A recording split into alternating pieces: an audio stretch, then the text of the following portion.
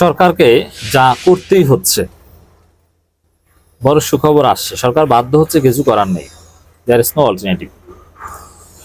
এবং আমি এটাকে বলবো যে জামাত ইসলামীর 84 বছরের একটা চেষ্টা সফল, সরকার বাধ্য হচ্ছে সফল করতে। এগুলো জনগণকে জানিয়ে দিন দর্শক। আমাদেরকে মাঠে নামতে হবে, অনড় থাকতে হবে। যে সংস্কার প্রস্তাবনাগুলো এসেছে, সুপারিশগুলো এসেছে, এটা সত্যি জামাত শিবির পার্সপেক্টিভে, জামাত শিবিরের 84 বছরের স্বপ্ন পূরণ হতে যাচ্ছে। তারা তো ক্ষমতায় আসতে পারেনি, শুধু 4 ছক্কা মারতে পারেনি, ঠেকিয়েছে, ডিফেন্সিভ খেলেছে। এখন তাদের স্বপ্ন ডক্টর ইউনূস পূরণ করে দিচ্ছে। দর্শক, একের পর এক এই আমি একটা কথা বলতাম, আপনারা অনেকে বলতেন যে ভাই আপনার কি হালকা শিরোনাম দেন, অমুক তমুক, আপনি কথায় কথা জামাতের জন্য বড় সুখবর আসছে। আরে ভাই, আমরা জেনে শুনে বলছি, আমরা কোন গ্রাউন্ডে কাজ করি, কতটুকু ইন্টেলেকচুয়াল গ্রাউন্ড আমরা রাখি, কতটুকু পাবলিক পারসেপশন বিবেচনা করি, এগুলো আমরা বুঝি ভাই, বাস্তবতা আছে।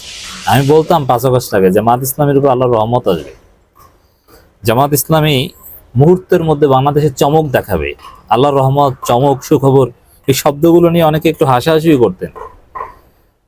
ভাই, আমরা জানি যে আপনাদের দৌড় কোথায় আর আমাদের একাডেমিক দৌড় কোথায়। অতএব আমরা অনেক হিসেব নিকেশ করে বলেছি, এবং যা বলছি সব এখন সত্য হচ্ছে। 7 জানুয়ারি নির্বাচনের পর বলেছিলাম যে সরকার 1 বছর বেশি ক্ষমতায় থাকতে পারবেনি, 1 বছরও থাকতে পারেনি। এবং জামাতের অফিস খুলবে, শিবিরের সদস্য সম্মেলন হবে 2 বছরের মধ্যে, কথা আমি স্পষ্ট বলেছিলাম। এবং শিবিরের সদস্য সম্মেলন শিবিরের ইতিহাসে সবচেয়ে জাঁকজমকপূর্ণ সদস্য সম্মেলন হবে, এ কথাও বলেছিলাম, সেটাও কিন্তু হয়েছে। এটা 2 বছর আগে বলেছিলাম। তো দর্শক, এখন দেখেন কয়েকটা বিষয়। জামাত এত ভালো মানুষের দল, তুলনামূলকভাবে জামাতের চাইতে ভালো সৎ কেউ নাই, যোগ্য মানুষের দল, মেধাবীদের সংগঠন শিবির। কিন্তু 71 প্রশ্ন তাদেরকে ধাওয়া করে। 71 প্রশ্নের কারণে তারা বাংলাদেশে এস্টাবলিশ হতে পারছে না। 71 প্রশ্ন তারা কোনোভাবে ধামাচাপাও দিতে পারেনি। কখনো মুক্তিযোদ্ধা সাজে, কখনো জামাত নেতার সেক্টর কমান্ডার সাজে, কখনো 71 প্রশ্নকে জামাতের ভূমিকাকে ডিফেন্ড করে। কোনো লাভ হয় না। মুক্তিযোদ্ধাদের জাতির শ্রেষ্ঠ সন্তান বলে মুক্তিযোদ্ধাদের সন্তানদের বৃত্তি রীতি দেয়, কোনো লাভ হয় না। জামাত স্বাধীনতা বিরোধী রাজাকার, এইটা কোনোভাবে এটা থাকতে পারে না। কিন্তু ডক্টর ইউনূস সরকারের এই অভ্যুত্থান 24-এর ঘটনা এটা ঢেকে দিচ্ছে। কিভাবে? মুক্তিযুদ্ধ মন্ত্রণালয়ের অধীনে জুলাই অভ্যুত্থান অধিদপ্তর হচ্ছে, এবং এই জুলাই আগস্ট গণ অভ্যুত্থানে বা বিপ্লবে আহত নিহতরা মুক্তিযোদ্ধাদের মতো ভাতা পাবে, সুযোগ সুবিধা পাবে। কিছুদিন পরে তো আমরা শুনবো তার খেতাবও পাবে, যে আবু সাইদ বীরশ্রেষ্ঠ, অমুক বীরশ্রেষ্ঠ, অমুক বীর প্রতীক, বীর উত্তম। এর মানে 71 ব্যবসা শেষ। নতুন সংবিধান যে হবে সেখানে জাতীয়তাবাদ থাকছে না, ধর্মনিরপেক্ষতাবাদ থাকছে না, চমৎকার বহুত্ববাদ থাকবে। এর মানে জামাত শিবির বাংলাদেশ।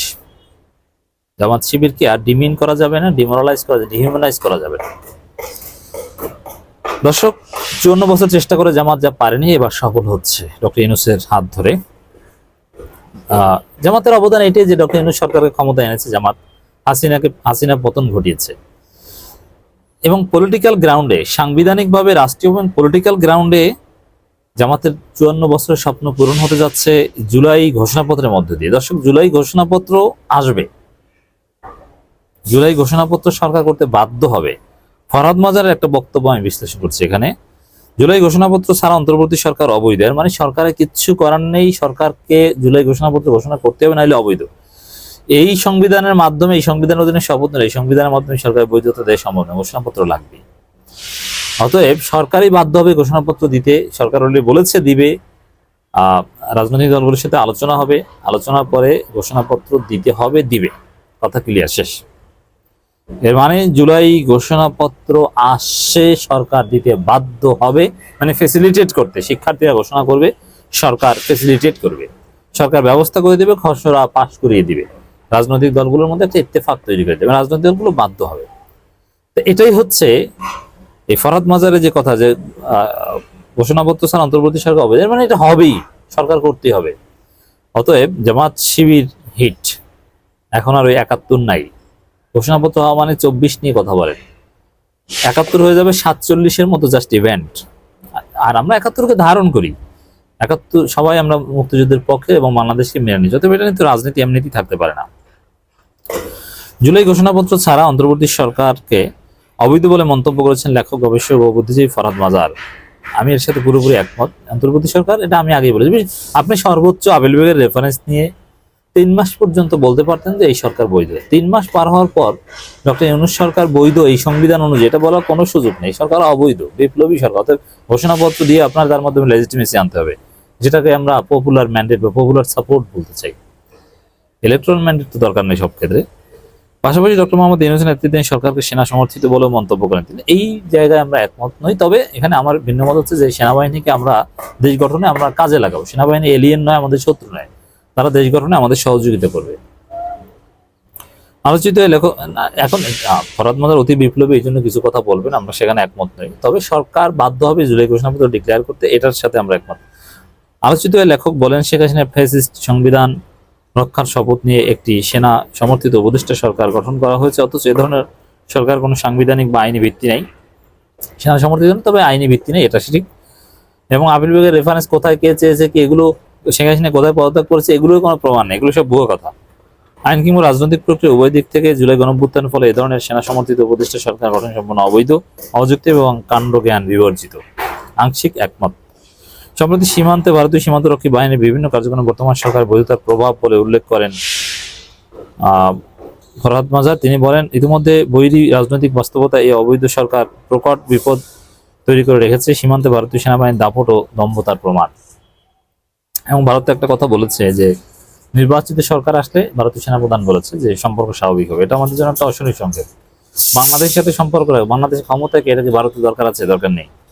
জুলাই ঘোষণাপত্রের মাধ্যমে সরকার পূর্ণ ক্ষমতা লাভ করবে উল্লেখ করে তিনি বলেন, ঘোষণাপত্র জনগণের ক্ষমতা জনগণের কাছেই ফিরিয়ে নেওয়ার গুরুত্বপূর্ণ রাজনৈতিক এবং আইনি অনুষ্ঠান। ঘোষণার অনুপস্থিতিতে সেনা সমর্থিত উপদেষ্টা সরকার বেআইনি, অবৈধ। ঘোষণাপত্রের মধ্য দিয়ে গণঅভ্যুত্থানের মধ্য দিয়ে গঠিত সরকার পূর্ণ ক্ষমতা লাভ করবে দেশের জনগণ।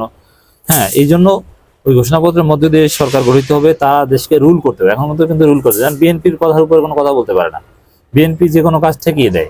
রাষ্ট্রপতিকে পদত্যাগ করাতে পারে না, বিএনপি ঠেকিয়ে দেয়। আওয়ামী লীগকে নিষিদ্ধ করতে পারে না, বিএনপি ঠেকিয়ে দেয়। সংস্কার বাস্তবায়ন করতে দিবে না বিএনপি, ও মুক্ত নানান কিছু। তো এখানে সরকারকে প্রয়োজনে বল প্রয়োগ করতে হবে। চাঁদাবাজি বন্ধ করতে দিবে না বিএনপি, থানাকে পদক্ষেপ নিতে দেয় না বিএনপি, সব বিএনপি বাগলা বাজায়। এই জন্য বলবো যে ঘোষণাপত্রের মধ্য দিয়ে সরকার স্ট্রং হলে তখন বিএনপি বাগলা বাজাতে পারবে না, এবং সরকার এটা কিছুদিনের মধ্যে ফিল করবে। বরং নির্বাচনের আয়োজন করতে হলেই সরকারকে এই লেজিটিমেসির জায়গাটা স্ট্রং করতে হবে, তারপর নির্বাচন আয়োজন করতে হবে। অর্থাৎ সরকার বাধ্য হবে। এবং জুলাই ঘোষণাপত্র, জুলাই অভ্যুত্থান